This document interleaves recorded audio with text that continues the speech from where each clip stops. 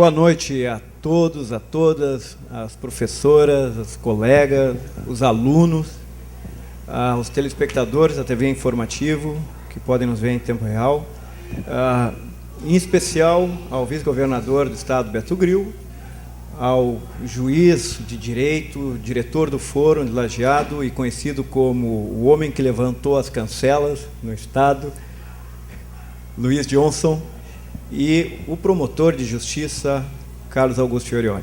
É uma honra tê-los aqui, é uma honra estar na minha casa, um lugar que já fazem alguns anos, e poder compartilhar com vocês este momento de discussão sobre o tema que é tão pertinente, a questão da juventude. Eu quero também citar uma pessoa que trabalha nos bastidores e muitas vezes a gente não vê, de uma grande capacidade intelectual, um homem articulado, faz parte de toda a diretoria nacional do partido que o vice-governador faz parte, que é o PSB, e um homem intelectualizado, que é o Carlos Orling. Ele tem o mesmo sobrenome porque, por alguma razão, ele é meu primo-irmão. Então, fico muito feliz de tê-lo aqui e mostra um detalhe muito importante para quem convive nos bastidores da política. Nem todo político é igual e nem todo político é malandro ou alguém sem capacidade. Ele é formado em Direito, em Relações Públicas, Comunicação Social, em Contabilidade. São pessoas hábeis que não aparecem, mas fazem parte de um time extremamente bem conceituado e ético. Eu trago aqui, porque sou professor de filosofia, os meus queridos alunos que eu vejo, um homem que, segundo algumas estatísticas, algumas pesquisas, é considerado um político de grande credibilidade e respeito. Ele é médico, traumatologista, tem uma família grande, uma filha dele está fazendo aniversário hoje, e eu tenho certeza que ele entende de juventude. Por isso eu fico feliz de tê-los aqui, grandes amigos. O juiz Johnson, um homem de profunda capacidade intelectual, de intervenção intelectual e humanitária, da mesma forma o amigo Carlos Fiorioni. Então, eu tenho certeza que eles têm muito a dizer para todos nós. Sejam bem-vindos. E eu gostaria, Carlos, vou deixar o vice-governador prestar atenção no que você disse, que tu começasses falando a respeito desta questão da juventude. Estamos numa mudança de época ou é uma época de mudança? Bem, boa noite a todos. Obrigado pelo convite da Escola Madre Bárbara, professora Maria Helena. Normalmente, o Colégio Madre Bárbara vem se exaltando por temáticas bastante profundas, importantes e atuais. Quando vem a pergunta de uma mudança de época, ou se é uma época de mudança, eu responderia que sim às duas indagações. Não há mais discussões a respeito do alongamento da adolescência.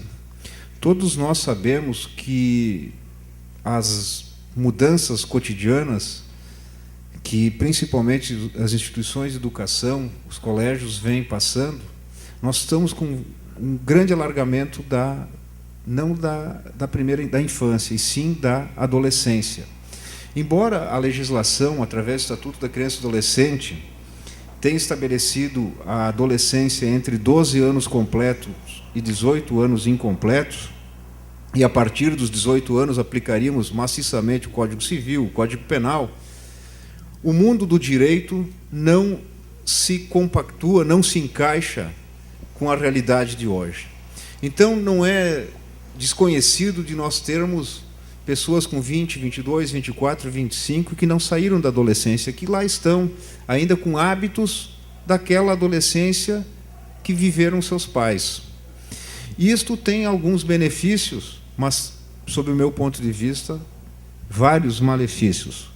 O que eu gostaria de apontar, e é da experiência do dia a dia na infância e juventude, e no meu caso especial como promotor de justiça no ato infracional, isso revela uma hiperproteção dos pais e uma falta direta destes jovens adultos que não conseguem lidar com as dificuldades do dia a dia da realidade e, principalmente, as frustrações e algumas expectativas, sejam elas no trabalho, na própria educação, na sua formação cultural.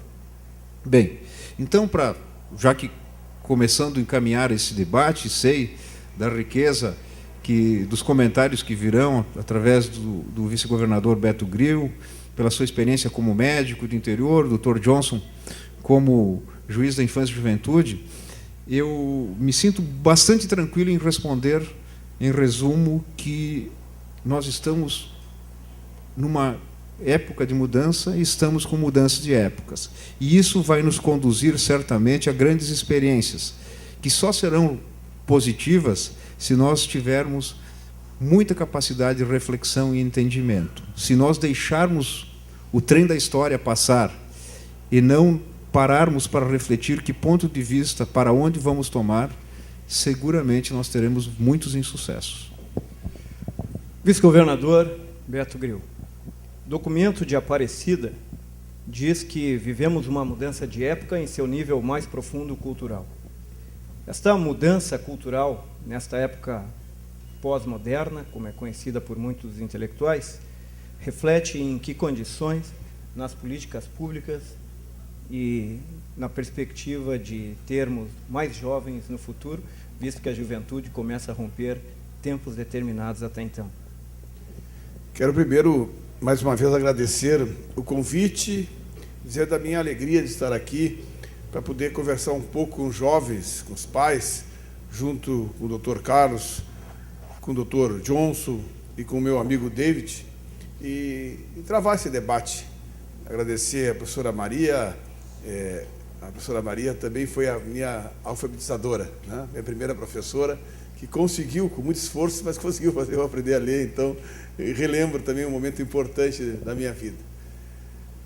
Eu acho que a primeira coisa que nós temos que conversar, assim, num momento como esse, né, o que é ser jovem hoje, né? Isso mudou, nós estamos numa outra vida, né?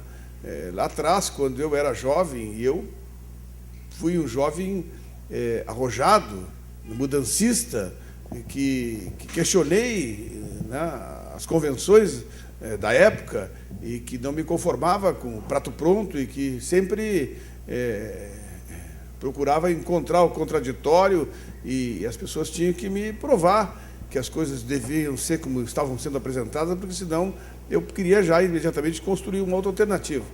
Então não é novidade o que vocês estão fazendo hoje. Mudou as circunstâncias, né? No meu tempo se fazia isso através de um diálogo, através de uma carta, de uma discussão, com um documento escrito. Hoje se faz pelas redes sociais, se faz de maneira instantânea, né? Se faz numa velocidade muito grande. E eu, há algum tempo, este ano ainda, eu me questionei. Como alguns de vocês estavam presentes, eu tenho 7 filhos, a mais velha tem 31 anos, a mais moça 16. Né? E eles têm o mesmo padrão de educação e têm uma vivência completamente diferente. Né? Todas as experiências que as minhas filhas mais velhas receberam, né, são diferentes dos mais jovens. Né? E as mudanças são muito efetivas.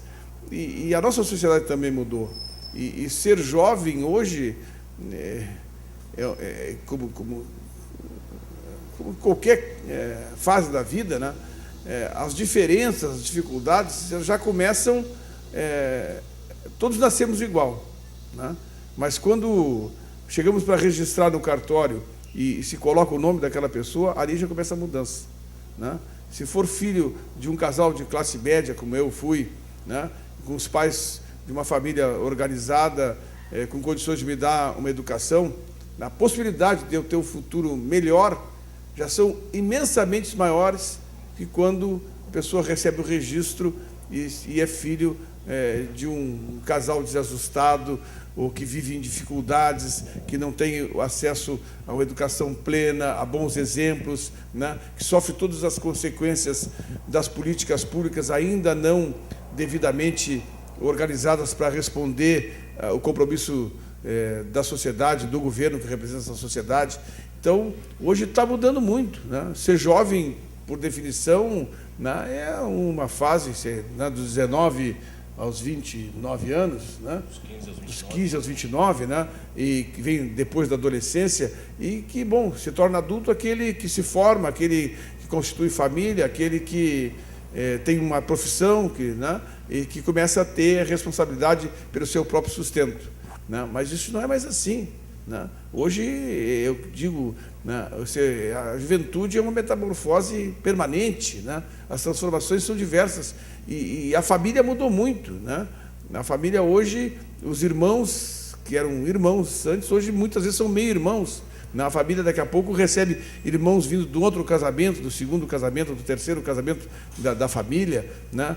Mudam as relações, né? Uma família que se defronta no dia a dia com dificuldades para o seu sustento, que não tem um emprego digno, que vive onde não tem saneamento, que vive onde não tem uma escola próxima, onde é mais fácil a influência de um traficante de drogas, e essas questões podem acontecer em qualquer grupo, né, existente, na classe média também, mas as ferramentas de defesa são diferentes.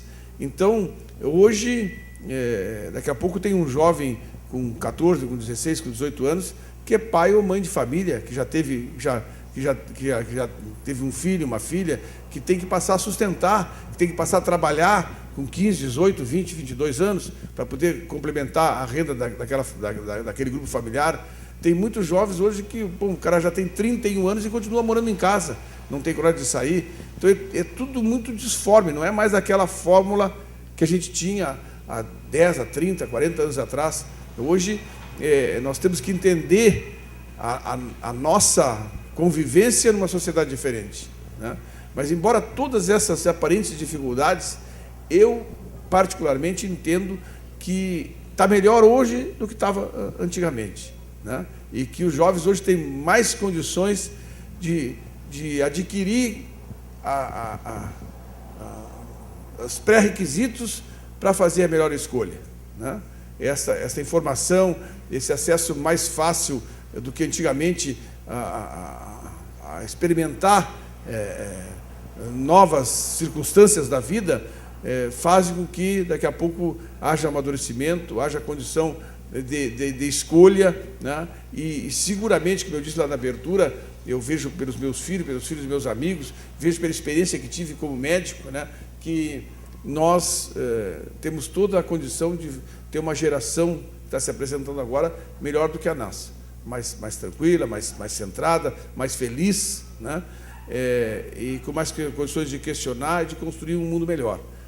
Evidentemente que nós temos que assumir isso, né? O jovem tem que assumir, tem que se questionar, tem que se perguntar, né? Tem que procurar informação, né? E saber separar, né, o que é certo do que é errado, o que é melhor para si, o que é melhor para ser feliz. Nós precisamos ser felizes, né? A vida, eu agora já comecei a chegar mais para o fim, né? E ela vale a pena ser vivida quando a gente se aproxima de boas coisas, as coisas que tragam retorno, e nós não vamos conseguir a felicidade, né, imaginando que ela seja uma coisa abstrata, longe, que o outro tem e nós não temos. Não, a felicidade é o convívio, né? É as relações boas, é uma resposta afetiva, é poder estar aqui conversando com os jovens e procurando construir um lugar melhor para nós viver, né? Se precisa muito pouco para ser feliz, e vocês vão saber encontrar essa felicidade de maneira mais fácil do que foi para nós.